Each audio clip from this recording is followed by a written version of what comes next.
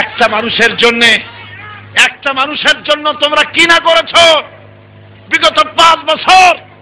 একটা মানুষের জিকির যা করছো, এতটা জিকির যদি আল্লাহর করতে, তোমাদের জন্য আল্লাহর জান্নাত ওয়াজিব হয়ে যেত। যেখানে যা পাইছে সব বঙ্গবন্ধু।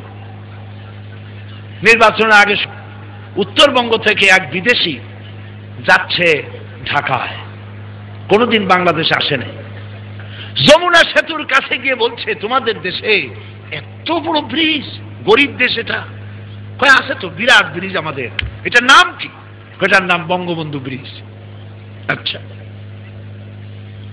ঢাকা শহরে প্রবেশ করে গুলিস্তানের মোড়ে বিরাট বিরাট বিল্ডিং দেখে অবাক হয়ে গেছে। এই জায়গার নাম কি? এই জায়গার নাম বঙ্গবন্ধু এভিনিউ।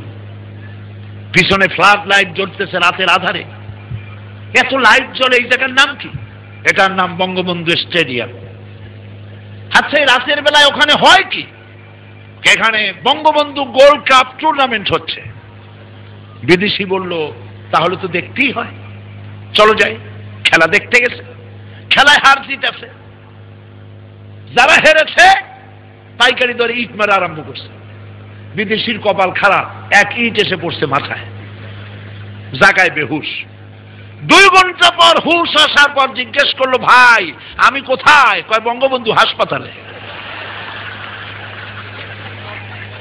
এবার লোকটি বলছে যে, ভাই তোমাদের পায়ে ধরি, আল্লাহর রাস্তায়, এরপরে আমারে আর বঙ্গবন্ধু গোরস্থানে নিয়ে যাও না।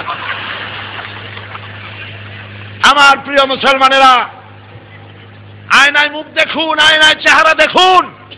5 বছর একটা মানুষকে প্রতিষ্ঠার কাজ করেছেন, দেশ গড়ার কাজ করেন নাই। মুসলমানদেরকে নির্যাতন করেছেন, আলেমদেরকে নির্যাতন করেছেন, মাদ্রাসার ছাত্রদেরকে নির্যাতন করেছেন। আপনারা তওবা পড়ুন, আলেমদেরকে ভালোবাসতে শিখুন, মোহব্বত করুন মানুষকে। ভারতের 5 আটা বাদ দেন।